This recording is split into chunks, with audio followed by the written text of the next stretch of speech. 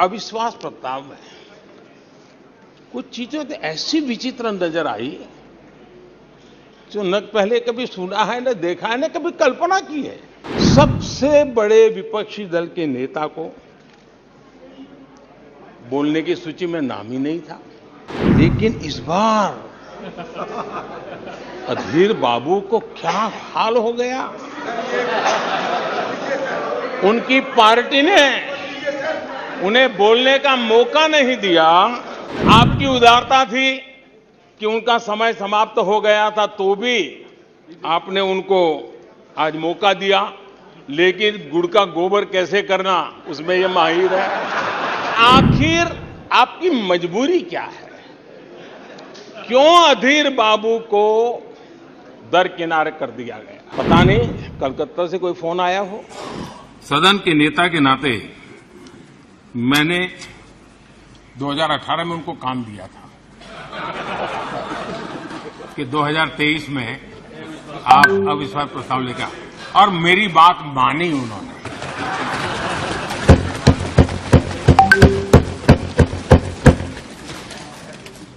लेकिन मुझे दुख इस बात का है कि 18 के बाद 23 में 5 साल मिले थे, थोड़ा अच्छा करते, अच्छे ढंग से करते, लेकिन तैयारी बिल्कुल नहीं थी, कोई इनोवेशन नहीं था, कोई क्रिएटिविटी नहीं थी, न मुद्दे खोज पा रहे थे।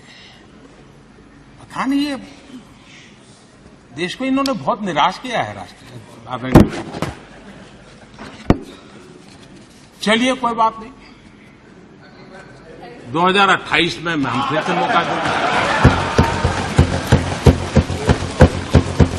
लेकिन मैं इस बार उनसे आग्रह करता हूं कि जब 28 में आप अविश्वास प्रस्ताव लेकर के आए हमारी सरकार के खिलाफ, थोड़ी तैयारी करके आइए,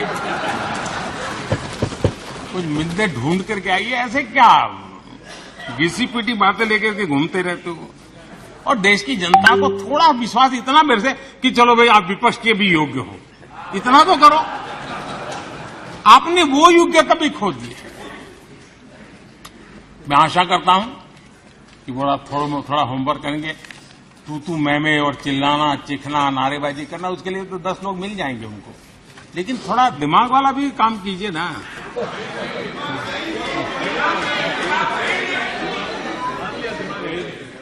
आदरणीय अध्यक्ष जी,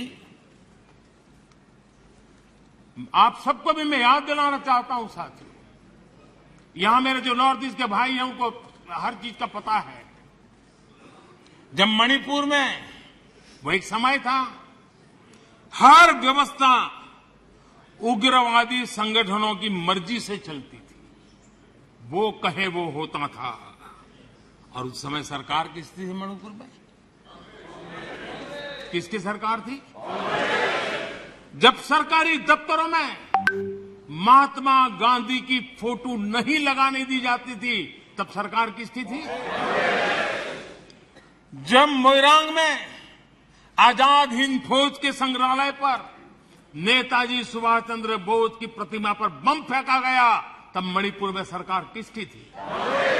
तब मणिपुर में सरकार किसकी थी? आदरणीय अध्यक्ष जी, जब मणिपुर में स्कूलों में राष्ट्रगान नहीं होने देंगे, ये निर्णय किए जाते थे, तब मणिपुर में सरकार किसकी थी? जब एक अभियान चला था, अभियान चला करके लाइब्रेरी में रखी गई किताबों को जलाने का, ये देश का अमूल्य ज्ञान की विरासत को जलाते समय सरकार किसकी थी? जब मणिपुर में मंदिर की घंटी शाम को 4 बजे बंद हो जाती थी, ताले लग जाते थे, पूजा अर्चन करना बड़ा मुश्किल हो जाता था, सेना का पहरा लगाना पड़ता था, तब मणिपुर में सरकार किसकी थी? आदरणीय अध्यक्ष जी, जब इम्फाल के इस्कॉन मंदिर पर बम फेंककर श्रद्धालुओं की जान ले ली गई थी, तब मणिपुर में सरकार किसकी थी? जब अफसर, हाल देखिए, आईएएस, आईपीएस अफसर, उनको अगर वहां पर काम करना है तो उनके तनख्वाह का एक हिस्सा उनको इन उग्रवादी लोगों को देना पड़ता था, तब जाकर के वो रह पाते थे, तब सरकार किसकी थी? आदरणीय अध्यक्ष जी, इनकी पीड़ा सिलेक्टिव है, इनकी संवेदनाएं सिलेक्टिव है, इनका सब बातचीत राजनीति से शुरू होती है और राजनीति से आगे बढ़ती है। वे राजनीति के दायरे से बाहर से न मानवता के लिए सोच सकते हैं, न देश के लिए सोच सकते हैं, न ही देश की इन कठिनाइयों के लिए सोच सकते हैं। उनको सिर्फ राजनीति के सिवा कुछ सूझता नहीं है। आदरणीय अध्यक्ष जी, मैं जरा इनको जहां भी हो जरा मेरा सवाल अगल बगल में बैठे हुए को जवाब दे। ये जो बाहर गए ना, उनको जरा पूछे ये कच्छ तीवू क्या है? कोई पूछे इनको कच्छ तीवू क्या है? इतनी बड़ी बातें करते हैं ना, आज मैं बताना चाहता हूं ये कच्छ तीवू। और ये कच्छ तीवू कहां आया, जरा उनको पूछ लीजिए। इतनी बड़ी बातें लिख करके देश को गुमराह करने का प्रयास कर रहे हैं। और ये डीएमके वाले, उनकी सरकार, उनके मुख्यमंत्री मुझे चिट्ठी लिखते हैं, अभी भी लिखते हैं और कहते हैं मोदी जी कच्छ तीवू वापस ले आइए। एक कच्छ तीवू है क्या? किसने किया? तमिलनाडु से आगे श्रीलंका के पहले एक टापू किसने किसी दूसरे देश को दे दिया था? कब दिया था? कहां गई थी? क्या ये भारत माता नहीं थी वहां? क्या वो मां भारती का अंग नहीं था? और इसको भी आपने तोड़ा। और कौन था उस समय? श्रीमती इंदिरा गांधी के नेतृत्व में हुआ था। आदरणीय अध्यक्ष महोदय,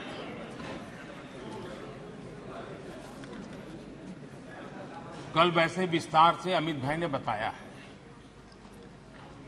मणिपुर में अदालत का एक फैसला आया। अब अदालतों में क्या हो रहा है वो हम जानते हैं।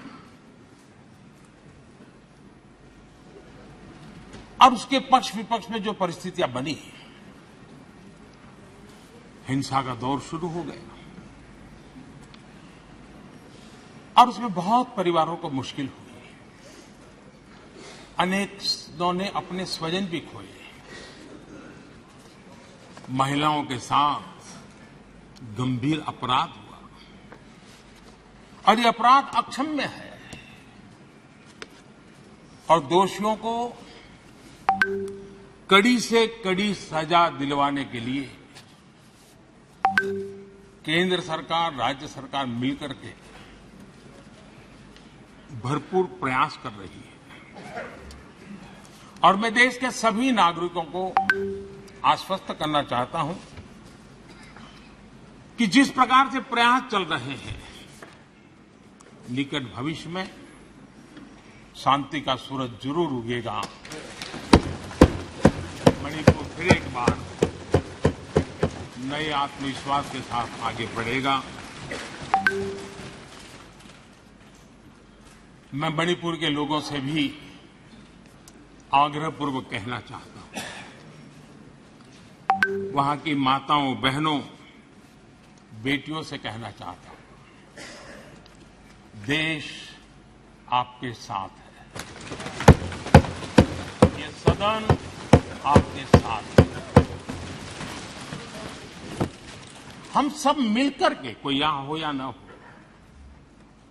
हम सब मिलकर के इस चुनौती का समाधान निकालेंगे। वहां फिर से शांति की स्थापना होगी। मैं मणिपुर के लोगों को विश्वास दिलाता हूं कि मणिपुर फिर विकास की राह पर तेज गति से आगे बढ़े। उसमें कोई प्रयासों में कोई कसर नहीं रहेगी। एक गीत की पंक्ति है, डूबने वाले को तिनके का सहारा ही बहुत। डूबने वाले को तिनके का सहारा ही बहुत। दिल बहल जाए फकत इतना इशारा ही बहुत, इतने पर भी आसमां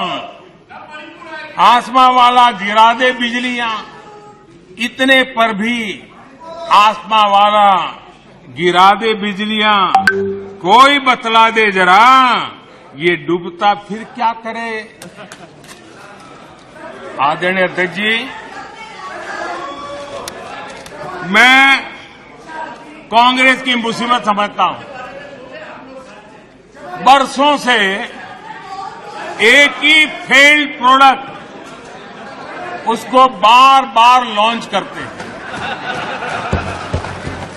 हर बार लॉन्चिंग फेल हो जाती है और अब उसका नतीजा ये हुआ है मतदाताओं के प्रति उनकी नफरत भी सातवें आसमान पर पहुंच गई है। उनका लॉन्चिंग फेल होता है, नफरत जनता पे करते हैं। लेकिन पीआर वाले प्रचार क्या करते हैं? मोहब्बत की दुकान का प्रचार करते हैं, इकोसिस्टम लग पड़ती है। इसलिए देश की जनता भी कह रही है ये है लूट की दुकान, ये है लूट की दुकान, झूठ का बाजार। ये है लूट की दुकान, झूठ का बाजार। इसमें नफरत है, घोटाले हैं, तुष्टीकरण है, मन काले हैं। परिवारवाद की आग के दशकों से देश हवाले है और तुम्हारी दुकान ने इमरजेंसी बेची है, बंटवारा बेचा है, सिखों पर अत्याचार बेचा है, झूठ कितना सारा बेचा है, इतिहास बेचा है, उरी के सच के प्रमाण बेचा है। शर्म करो नफरत की दुकान वालों, तुमने सेना का स्वाभिमान बेचा है। देशवासियों को सत्य समझाना चाहता हूं, ये लोग एक घमंडिया गठबंधन, ये लोग भारत के दिवालिया होने की गारंटी है, भारत के दिवालिया होने की गारंटी है।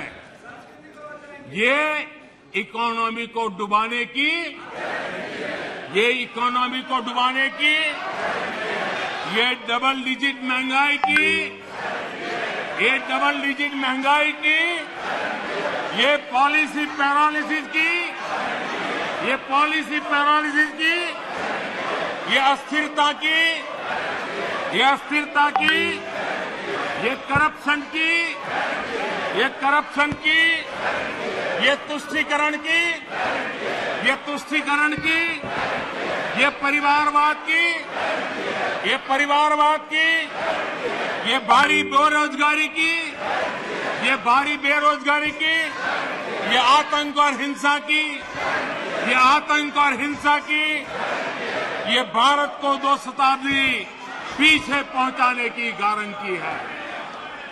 आदरणीय अध्यक्ष जी, ये कभी भारत को टॉप 3 अर्थव्यवस्था बनाने की गारंटी नहीं दे सकते।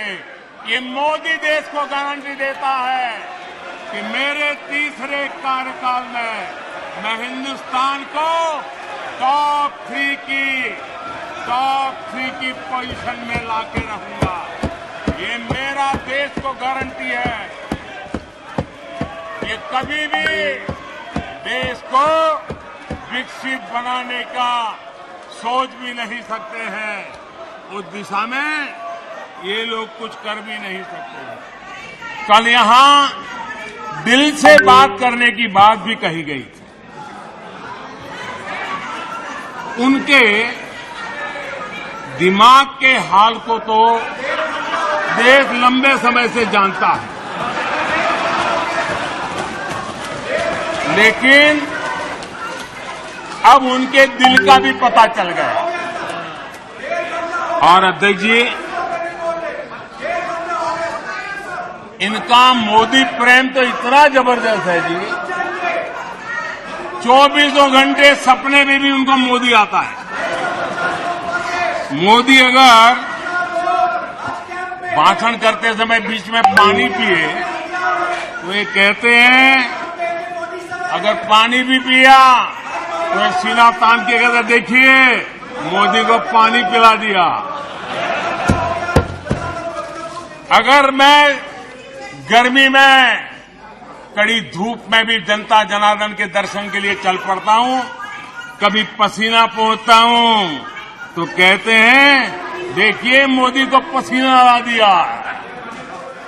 आदरणीय अध्यक्ष जी, बहुत बार कुछ बुरा बोलने के इरादे से भी जब कोशिश होती है तो कुछ न कुछ सच भी निकल जाता है,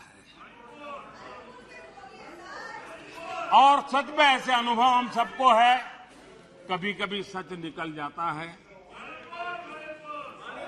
लंका हनुमान ने नहीं जलाई, लंका हनुमान ने नहीं जलाई, उनके घमंड ने जलाई। और ये बिल्कुल सच है। आप देखिए, जनता जनार्दन भी भगवान राम के रूप की है, जनता जनार्दन भी भगवान राम के रूप की है, और इसलिए 400 से 40 हो गए। हनुमान ने लंका नहीं जलाई, घमंड ने जलाई, और इसलिए 440 हो गए, 400 से 40 हो गए। आदरणीय अध्यक्ष जी,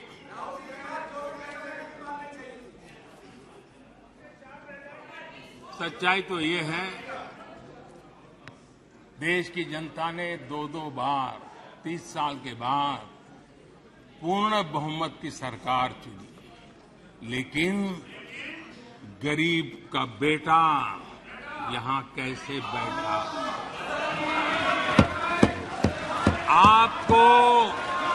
आपको जो हक था, आप अपनी पारिवारिक पीढ़ी मानते थे, वो यहां कैसे बैठ गया? ये चुभन अभी भी आपको परेशान कर रही है, आपको सोने नहीं देती है, और देश की जनता भी आपको सोने नहीं देगी, 2024 में भी सोने नहीं देगी। आदरणीय अध्यक्ष जी, कभी इनके जन्मदिन पर हवाई जहाज में केक काटे जाते थे, कभी इनके जन्मदिन पर हवाई जहाज में केक काटे जाते थे। आज उस हवाई जहाज में गरीब के लिए वैक्सीन जाता है, ये फर्क है। हमारे विपक्ष के साथियों के प्रति अपनी संवेदना भी व्यक्त करना चाहता हूं। कुछ ही दिन पहले बेंगलुरु में आपने मिलजुल कर करीब 1.5-2 दशक पुराने यूपीए का क्रियाकर्म किया है, उसका अंतिम संस्कार किया है।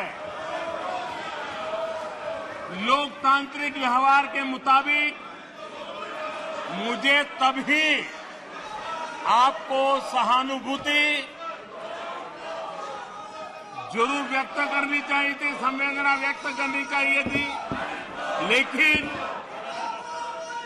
देरी में मेरा कसूर नहीं है, देरी में मेरा कसूर नहीं है, क्योंकि आप खुद ही एक और यूपीए का क्रियाकर्म कर रहे थे और दूसरी ओर जश्न भी मना रहे थे।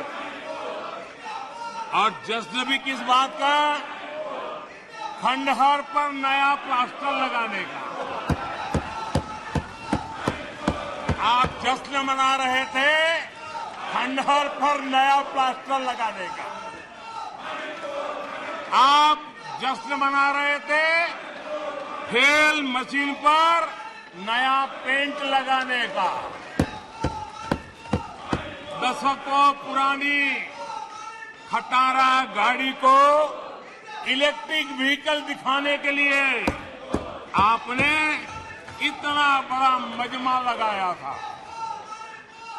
और मजेदार ये कि मजमा खत्म होने से पहले ही उसका क्रेडिट लेने के लिए आप में सिर फुटबॉल शुरू हो गई। मैं हैरान था कि ये गठबंधन लेकर आप जनता के बीच जाएंगे। मैं विपक्ष के साथियों को कहना चाहता हूं, आप जिसके पीछे चल रहे हो, आप जिसके पीछे चल रहे हो, उसको तो इस देश की जबान, इस देश की संस्कार की समझ ही नहीं बची है। पीढ़ी दर पीढ़ी ये लोग लाल मिर्च और हरी मिर्च का फर्क नहीं समझ पाए। आदरणीय अध्यक्ष जी, इनकी मुसीबत ऐसी है कि खुद को जिंदा रखने के लिए,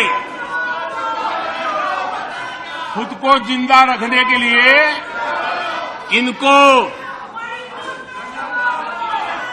एनडीए का ही सहारा लेना पड़ा है। खुद को जिंदा रखने के लिए इन्हें एनडीए का ही सहारा लेना पड़ा है। लेकिन आदत के मुताबिक घमंड का जो आई है ना, आई वो उनको छोड़ता नहीं है। और इसलिए एनडीए में 2 आई पिरो दिए, 2 घमंड के आई पिरो दिए। पहला आई 26 दलों का घमंड और दूसरा आई एक परिवार का घमंड। एनडीए भी चुरा लिया कुछ बचने के लिए और इंडिया के भी टुकड़े कर दिए। I dot, N dot, D dot, I dot.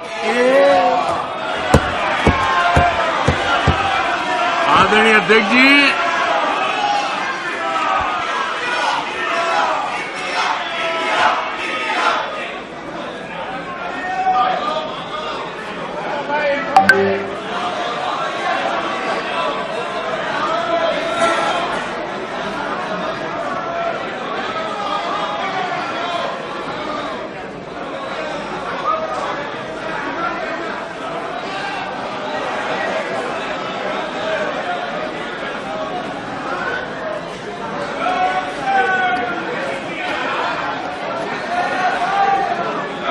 Amar Ujala अब आपके टीवी पर भी।